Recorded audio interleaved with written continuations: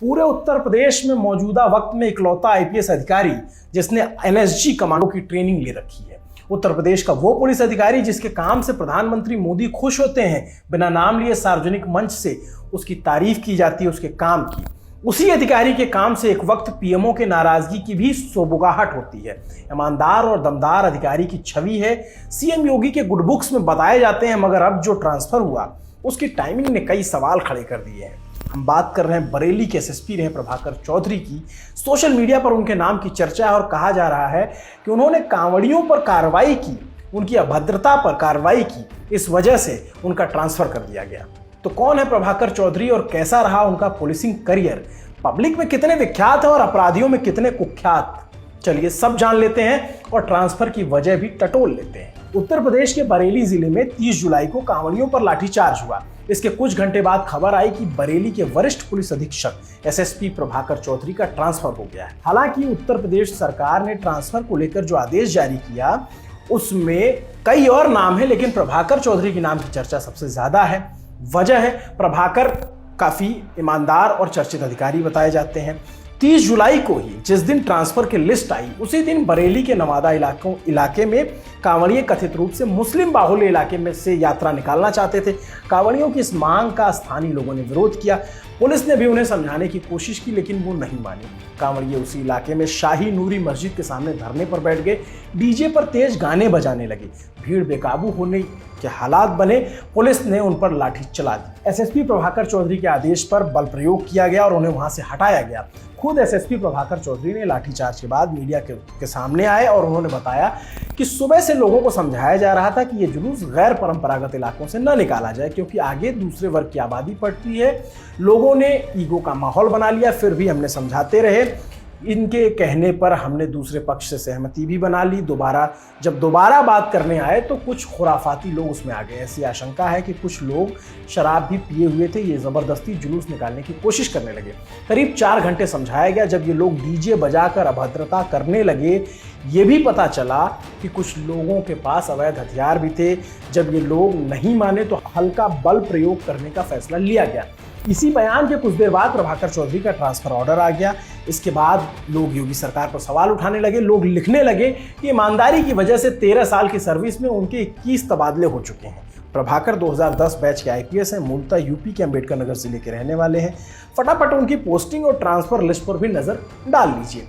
Basic training खत्म करने के बाद प्रभाकर चौधरी बतौर under training ASP Noida join किया उन्होंने। उसके बाद एएसपी के पद पर ही प्रभाकर चौधरी आगरा, जौनपुर और वाराणसी में उन्हें भेजा गया। वो कानपुर नगर में एसपी सिटी भी रहे। जिले की कमान संभालने की बारी आई तो प्रभाकर को पहली पोस्टिंग के तौर पे यूपी का आखिरी जिला ललितपुर मिला। जनवरी 2015 में प्रभाकर चौधरी ललितपुर के एसपी बने और 11 महीने बाद ही दिसंबर में उनका तबादला हो गया। ये जिले में कप्तान के तौर पर पहला तबादला था। ललितपुर से हटाए जाने के बाद प्रभाकर चौधरी इंटेलिजेंस मुख्यालय में पोस्टेड रहे। जनवरी 2016 में प्रभाकर चौधरी को देवरिया का कप्तान बनाया गया। 7 महीने बाद अगस्त में फिर ट्रांसफर हो गया। अब तक यूपी में अखिलेश यादव की सरकार थी। अगली पोस्टिंग आई बलिया में। 2 महीने तक कप्तान रहने के बाद अक्टूबर में फिर तबादला हुआ और फिर कानपुर देहात में कप्तान के पद पर तैनात हुए। 5 महीने बाद 2017 में फिर तबादला हो गया, अप्रैल 2017 में। इस बार प्रभाकर चौधरी को एटीएस लखनऊ भेजा गया। 5 महीने यानी दिसंबर 2017 तक वो यूपी एटीएस में तैनात रहे। अब यूपी में योगी सरकार आ चुकी थी। इसके बाद उन्हें बिजनौर जिले का कप्तान बनाया गया। बड़ा जिला माना जाता है। यहाँ भी 6 महीने पूरे ना कर सके। मार्च 2018 में बिजनौर से भी ट्रांसफर हो गया। फिर प्रभाकर चौधरी को कप्तान के तौर पर मथुरा जिला मिला। उस दौरान वहां कई पुरानी लूट की घटनाओं का खुलासा किया। बड़े चांदी व्यापारियों के अवैध धंधों पर नकेल कसी, अपराधियों के लिए जीरो टॉलरेंस नीति लागू की। प्रभाकर चौधरी की मथुरा के स्थानीय नेताओं से नहीं बनी। महज 3 महीने में उनका फिर से तबादला हो गया। मथुरा से प्रभाकर सीतापुर भेजे गए। जून 2018 प्रभाकर चौधरी सीतापुर के एसपी बने, लेकिन यहाँ भी 6 महीना पूरे करने के बाद दिसंबर 2018 में फिर ट्रांसफर हो गया। सीतापुर के बाद फिर उन्हें बुलंदशहर भेजा गया। उस दौरान भेजा गया जब इंस्पेक्टर सुबोध की हत्या हो गई थी। वहां नए सिरे से प्रभाकर के मौजूदगी में एफआईआर लिखी गई। बजरंग दल से जुड़े आरोपियों को सलाखों के पीछे पहुंचाया गया। महज 42 दिन तक प्रभाकर बुलंदशहर रह पाए। फिर ट्रांसफर हुआ। फिर उन्हें झांसी भेजा गया। जीआरपी में बतौर एसपी तैनात हुए। उसी दौरान सोनभद्र में उम्भा कांड हो गया। जमीन कब्जे के पुराने विवाद में पुलिस और पब्लिक के बीच पथराव और फायरिंग हुई। आपको याद हो 11 आदिवासियों की हत्या हुई थी। कानून व्यवस्था बिगड़ने लगी तो सरकार ने आनन फानन में संकट मोचक के तौर पर प्रभाकर चौधरी को सोनभद्र की कमान दी। अगस्त 2019 को सोनभद्र का कप्तान बनाया गया। 2 महीने वहां भी टिके और ट्रांसफर ऑर्डर आ गया, लेकिन इस बार उन्हें बड़े जिले की जिम्मेदारी होगी। अक्टूबर 2019 को उन्हें वाराणसी का एसएसपी बनाया गया। 7 जुलाई 2020 तक वाराणसी के कप्तान रहे, यानी कुल जमा 9 महीने बनारस टिक पाए। सूत्र बताते हैं कि बीजेपी के जिला अध्यक्ष पर मुकदमा लिखे जाने से दिल्ली में नाराजगी हो गई थी। तबादला हुआ मगर कप्तान फिर भी बने रहे, साइडलाइन नहीं किया गया। योगी सरकार में इस बार उन्हें मुरादाबाद जिला मिला, 9 महीने ही रह पाए। ट्रांसफर हुआ, ट्रांसफर के बाद मेरठ का एसएसपी बनाया गया। यहाँ उनकी पोस्टिंग काफ़ी यादगार रही। यहाँ उन्होंने 1 साल तक काम किया और काम कमाल का रहा। मेरठ के माफिया हाजी गल्ला के गोरख धंधों पर ऐसी नकेल कसी की सुर्खियां बनी। मेरठ के सोतीगंज में एक इलाका पड़ता है जहां पर चोरी की गई हुई गाड़ियां, देश भर में चोरी की गई गाड़ियों को वहां ले जाया जाता है, उनको काट करके उनके पुर्जे पुर्जे बेचे जाते हैं। जानकार बताते हैं कि सोतीगंज की दुकानों में कभी शटर नहीं गिरता था। पुलिस भी उस इलाके में जाने से कतराती थी। एसएसपी रहते हुए प्रभाकर चौधरी ने वहां तहलका मचा दिया। न सिर्फ हाजी गल्ला जैसे माफियाओं पर तगड़ी कार्रवाई की, बल्कि ऐसी दुकानों के शटर हमेशा के लिए बंद करा दिए गए। इसी काम की तारीफ प्रधानमंत्री ने की थी। फिर प्रभाकर चौधरी को आगरा जैसे बड़े शहर की कमान दी गई। 5 महीने तक 2022 तक रहे वो। नवंबर 2022 तक फिर ट्रांसफर ऑर्डर आ गया। आगरा से हटे तो सीतापुर पीएसी गए, वहां कुछ दिन जिम्मेदारी संभाली, फिर ट्रांसफर हुआ। मार्च 2023 में प्रभाकर चौधरी को बरेली का एसएसपी बनाया गया, लेकिन बरेली में प्रभाकर चौधरी 4 महीने तक ही रह पाए। अब सेना नायक 32वीं वाहिनी पीएसी लखनऊ जा रहे हैं और इसी ट्रांसफर के बाद विवाद हो गया। तो यहां से एक बात साफ है कि आईपीएस प्रभाकर चौधरी की ट्रांसफर पोस्टिंग की लिस्ट काफी लंबी है। वो अखिलेश सरकार में भी कप्तान रहे जिले के और योगी सरकार में भी। उन्हें योगी सरकार में हमेशा अच्छी पोस्टिंग मिलती रही है, ये करियर ग्राफ देखकर पता चलता है। कभी शंट या साइडलाइन जैसा आईपीएस और आईएएस में कहा जाता है, वैसा नहीं किया गया।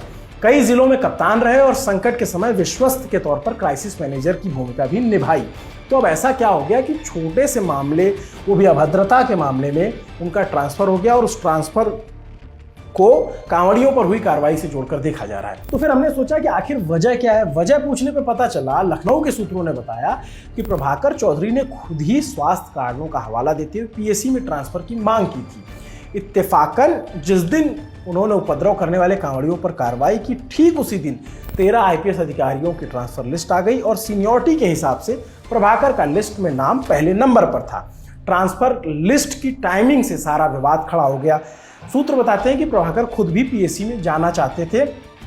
अब उनके करियर का ग्राफ उस जगह पे पहुंच चुका है जहां पर अब आगे उन्हें जल्द ही प्रमोशन मिलने वाला होगा। 2010 बैच के आईपीएस ऑफिसर हैं, तो अब जिले जो मिलते हैं, जैसे एसएसपी बनते हैं, एसपी बनते हैं, अब वो क्रम खत्म होने वाला है, क्योंकि प्रभाकर या 2010 बैच के जो भी ऑफिसर होंगे वो प्रमोट होने वाले होंगे और जल्द ही डीआईजी बन जाएंगे। हो सकता है संभवतः जनवरी में उनका प्रमोशन हो जाए।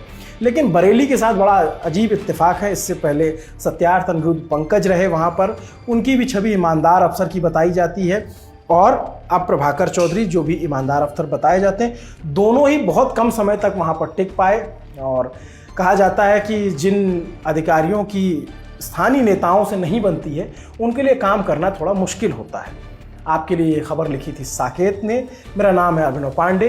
देखते रहिए दी लल्लन टॉप। पीले चावल भिजवा रहा हूं आपको। हमारे बुंदेलखंड में न्योता ऐसे ही दिया जाता है। आपका और हमारा एक वीकली पॉलिटिकल रिश्ता है। ये रिश्ता नेता नगरी का नाम लेकर आता है। इसमें हम भरपूर चर्चा करते हैं, कुरेद कर पूछते हैं वो सारे सवाल जो सत्ता के गर्भगृह से जुड़े हैं, वो बातें जो आपको पता होनी चाहिए ताकि आप भी चौराहे के चाणक्य बन सकें। आपका नेता नगरी अपने 200 एपिसोड पूरा कर रहा है। अगर आप इस दफा लाइव ऑडियंस में आना चाहते हैं, सवाल पूछना चाहते हैं हमसे, राहुल श्रीवास्तव से या फिर राजदीप सरदेसाई से, तो आपका स्वागत है। करना कुछ नहीं है, रिश्ता पहले से बना हुआ है। सिर्फ डिस्क्रिप्शन में दिए लिंक पर क्लिक करना है और अपने डिटेल्स शेयर करने हैं। तो 2 अगस्त को दिल्ली में होगी मुलाकात। नेता नगरी के 200वें एपिसोड में हम और आप आएंगे, परिवार जुड़ेगा, तो ये अपने आप बन जाएगा नेता नगरी महोत्सव। तो आइए शुरू करते हैं इस हफ्ते की राजनीतिक चर्चा।